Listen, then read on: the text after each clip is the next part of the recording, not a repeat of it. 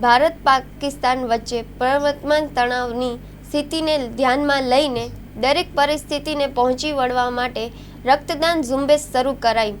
Story by Kuldeep Israni. આવતીકાલે mothers day છે, એટલે મધર્સ ડેના દિવસને અનુસંધાનમાં એવું કહીશ કે આપણે દરેકે દરેક વ્યક્તિ આપણા દેશને એક ભારત માતા તરીકે ઓળખીએ છીએ અને અત્યારે જે પરિસ્થિતિની નિર્માણ થયું છે એની અંદર હું એવું માનું છું કે આ મધર્સ ડે નિમિત્તે એ ભારત માતાનું ઋણ ચૂકવવા માટેનો સૌથી સોનેરી તક છે। અત્યારે આપણને બ્લડની ખૂબ જરૂર છે। દરેકે દરેક વ્યક્તિ, સમાજનો દરેકે દરેક વર્ગ આની અંદર જોડાય અને મેક્સિમમ રક્તદાન કરે। બ્લડ ડોનેશન માટે 24/7 1200 બેડની અંદર B2 વોર્ડ છે જે કાર્યરત રહેશે। કોઈપણ વ્યક્તિ ગમે ત્યારે આવે અને બ્લડ ડોનેટ કરવા માંગતો હશે તો એમને વ્યવસ્થા મળી રહેશે।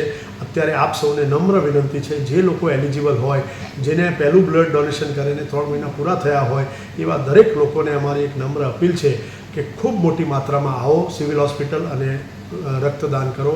અત્યારે આપણા દેશને બ્લડ કલેક્શન કરવાની ખૂબ જરૂર છે, તો દેશની જરૂર માટે આપણે સૌએ એકસાથે ઊભા રહેવું જોઈએ એવું માનીને અત્યારે બ્લડ ડોનેશન માટે આપ આવો અને આપણી સાથે આપના ફેમિલીને મોટિવેટ કરો, આપના મિત્રોને મોટિવેટ કરો, સમાજમાં અને સોસાયટીમાં પણ આ મેસેજ મેક્સિમમ લેવલે સ્પ્રેડ કરો, જેથી કરીને વધારેમાં વધારે બ્લડ આપણે એકત્ર કરી શકીએ કે કોઈપણ જાતની પરિસ્થિતિ તો એને આપણે પહોંચી વળીએ।